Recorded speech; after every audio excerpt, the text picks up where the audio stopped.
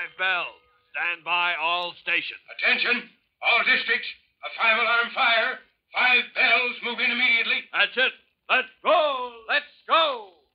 Firefighters.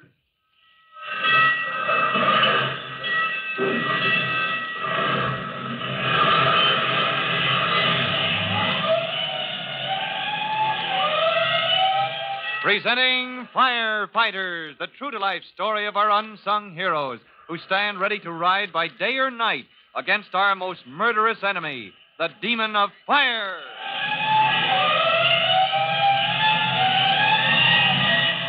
In just a minute, we'll join Chief Cody and Tim Collins at the scene of the fire in Gilda Minocchio's home, where Gilda and her baby brother are trapped on the smoke-filled 4th floor. But before we report to the chief, here's something you should know.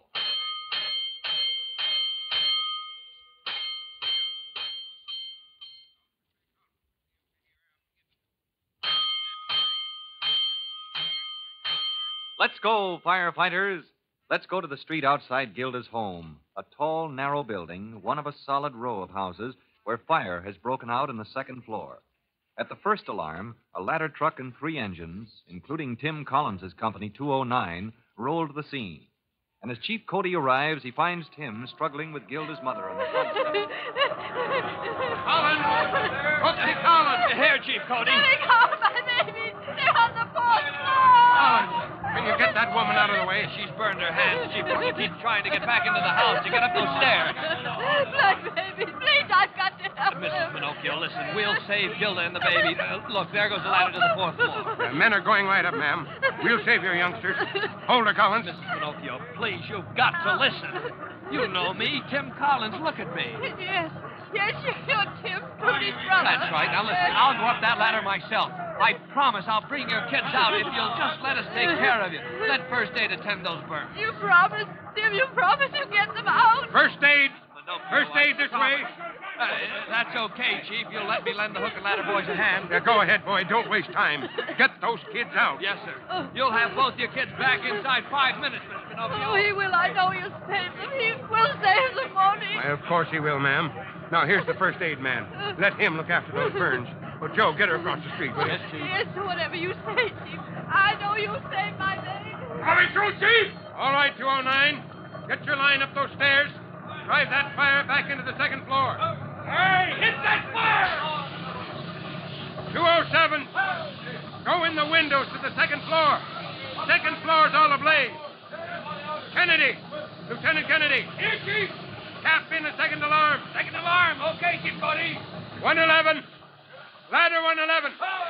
Open up that roof. Let out that smoke and gas. Well, come on. Don't fall asleep. Get out.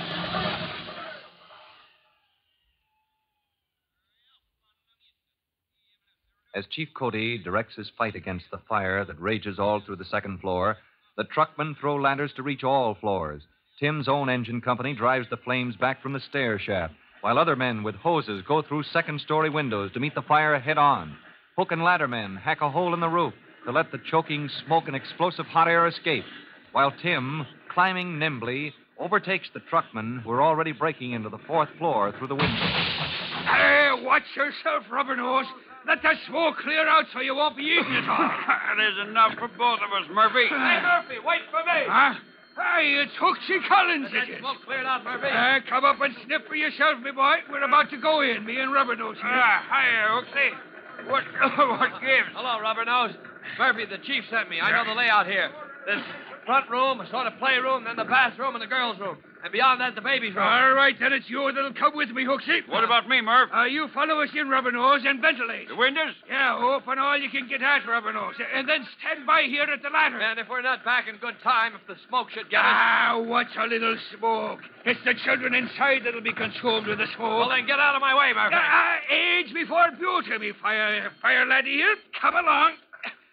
There we go. Now, down on all paws, Hooksy. Right. From here on, we crawl. I'll sing out so you won't get lost. All right. Oh, black as Egypt it is. What have we here? A fine big closet, is it? No. Tile floor, the bathroom, Murphy. All right, no time for a shower here, Hooksy. Come along at my heels. Next is the girls' room. Yeah, with the door shut tight. Collins! Murphy! Hurry it up! Ah, good boy, Robert O. To the grand pair of lungs. Yeah. Now, the question is, does the girls' door keep the smoke out or keep it in? Crack the door open. Yeah. Easy as easy. Oh, smoke thicker than water. Yeah. They'll be smothered, the two of them. Move along, Murphy. Go straight on through. Get to the baby's room. I'll find the girl. Murphy! Murphy! This way! Collins! Keep coming this way. All right, boys. Keep coming. I'll come after you. Stay where you are. Got you, Murphy. Here. Where's Collins? He's coming. Hooksy got the girl. I'll drag you to the window. Easy. Easy now. Now, the little one here. Huh? Little one. The baby? Are you nuts, Murphy? Let me breathe, Murphy, boy. the baby. Where? Let be now. He's under me coat, the little fella. Why, you'll smother him. Go help Collins, Rubber-Nose. He's dragging the girl. But the baby, he can't breathe. He's snug enough beneath my coat. And how would he be if the fresh air was to strike his lungs and him full of smoke? Ah, sure, Murphy. Air, he couldn't take it. Robert-Nose, Yeah. give me a hand here. I'd be killed dead by the air. You go and help Hooksy, will you? Yeah, come in, Hooksy. Tell him to cover the girl's face. No fresh air till it's safe for her to breathe it. Saved from the deadly smoke that filled the burning building, Gilda and her baby brother are given first aid and sent off to the hospital for special care. Chief Cody fights the fire to a finish. And hours later, after the engine companies have picked up their lines and rolled back to quarters, and the truckmen have completed their overhaul of the wreckage, Chief Cody sends a special message to certain of his men. Hey, Rubber-Nose. What gives, Murphy? Could I trouble you for the loan of your brass polish?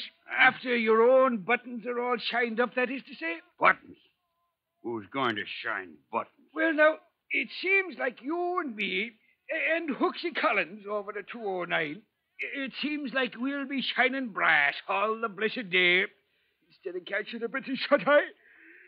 That's for I chat with Chief Cody, you understand. Chat with Chief Cody? That's right. What are you getting at, Murphy? Oh, no, didn't I tell you now? Oh, well, here's the notice, Rubber-Nose. Here. What? Let me see that. Special from the chief, it is. You and me and Hooksy, you see it says right there, Yeah. we're to report without fail tomorrow night before logging in at company quarters. You see what it says? Well, how do you like that? And what for? What did we do wrong? Ah, who knows?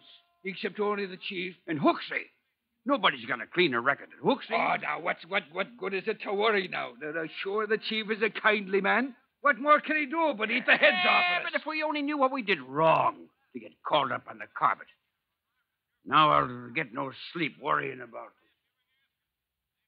And the next evening, as fire department privates Robidoux and Murphy, with Private Tim Collins leading the way, file into Chief Cody's office, they still do not suspect the reason for this unusual summons, even when Gilda's mother comes toward them with outstretched hands. Oh, it's so kind of you to meet me like this. I asked the chief over and over what my husband and I can do. We do so want to reward you somehow, though we never could repay you for what you did for us. Oh, no, ma'am. It was all in the day's work.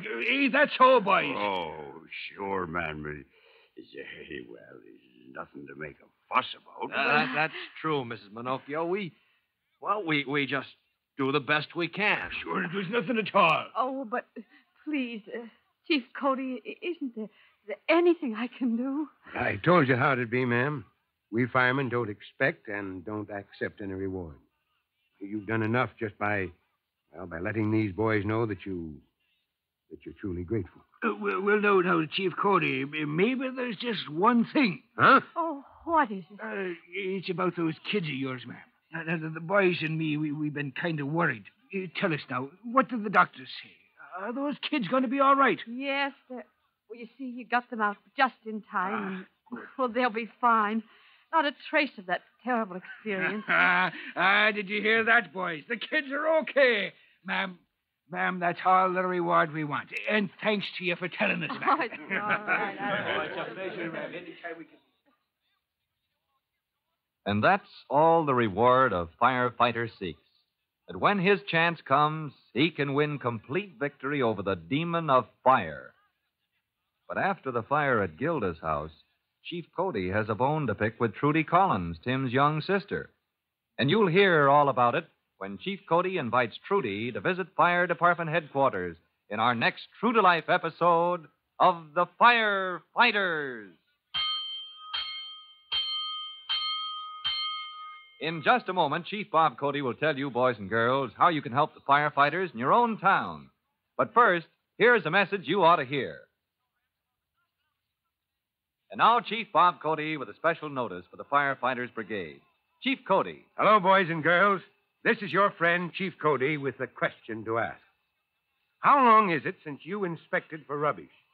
Old papers and odds and ends that pile up in a home unless you keep disposing of them. Well, my hunch is that it's time you had a checkup. Look for piles of paper and other rubbish that could feed a dangerous fire. Now, clean up that hazard. And by doing so, do your share to protect lives and property. Well, that's all for now. You'll be hearing from me soon. Fire Chief Cody and the young rookie fireman Tim Collins will be back on the same station the next time you hear... That's it. Let's roll.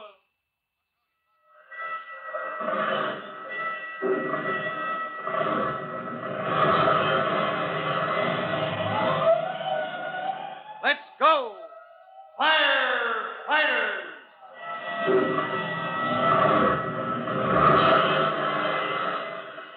Firefighters is a copyrighted feature of William F. Holland Productions.